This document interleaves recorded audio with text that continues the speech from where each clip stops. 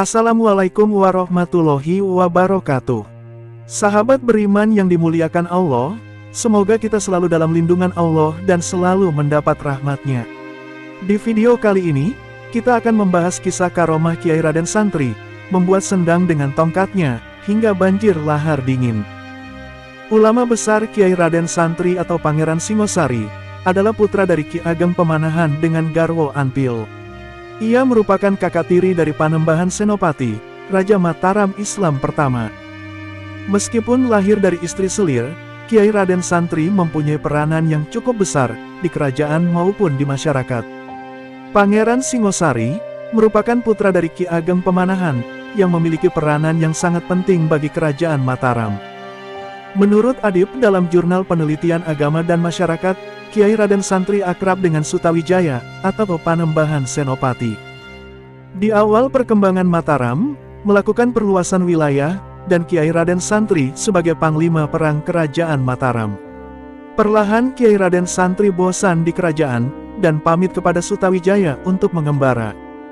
Pada tahun 1660 Masehi, Kiai Raden Santri sampai di Dusun Santren, Muntilan, Magelang, Jawa Tengah.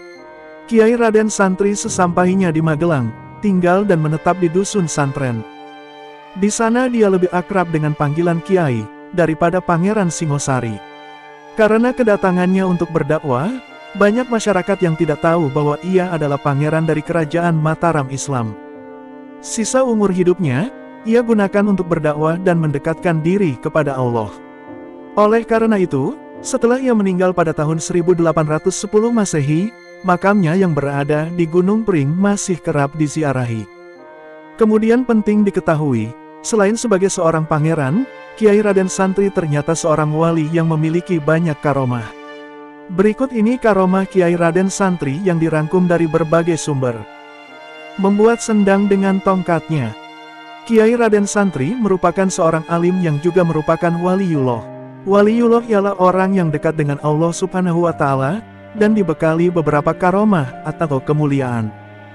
Dikisahkan, menjelang kerajaan Mataram berdiri, Kiai Raden Santri pernah menjabat sebagai senopati perang, yang bertugas mengajarkan salat kepada para prajurit. Saat akan mengajarkan salat kepada para prajurit, di dusun itu Kiai Raden Santri tidak menemukan air untuk berwudu. Kemudian Kiai Raden Santri berdoa kepada Allah agar diberikan air. Lalu Kiai Raden Santri membuat sendang dengan tongkatnya, dan dengan izin Allah, sendang itu pun memancarkan air. Bahkan hingga kini, sendang tersebut tak pernah berhenti memancarkan air, meski di musim kemarau sekalipun.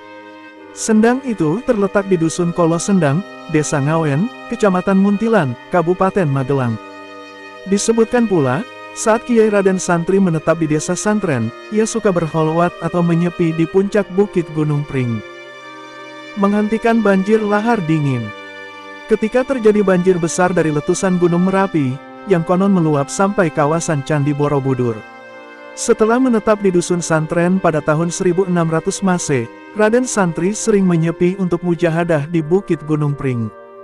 Saat pulang dari Bukit Gunung Pring ke Dusun Santren, di perjalanan melewati sungai terjadi banjir yang sangat besar. Kemudian Raden Santri berkata, "Air berhentilah kamu, aku akan lewat." Maka banjir itu berhenti dan mengeras, hingga menjadi batu-batu yang cadas dan menonjol. Sampai sekarang, dusun tersebut dikenal dengan nama Watu Congol, batu yang menonjol, yang masih berada di Muntilan, dekat Dusun Gunung Pring.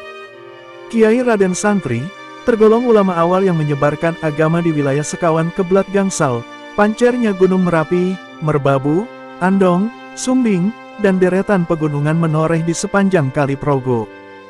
Keturunan Kiai Raden Santri berturutan adalah Kiai Krapyak I, Kiai Krapyak II, Kiai Krapyak III, Kiai Harun, Kiai Abdullah Sajat, Kiai Gus Jogorekso, Raden Mo Anwar AS, Raden Kowaid Abdul Sajak, hingga Kiai Dalhar, dan termasuk Kiai Ahmad Abdul Haq.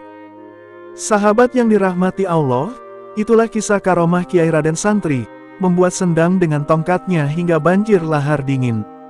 Semoga dengan kisah ini, kita mendapat pengetahuan tentang tokoh penyebaran agama Islam di Pulau Jawa. Amin. Wassalamualaikum warahmatullahi wabarakatuh.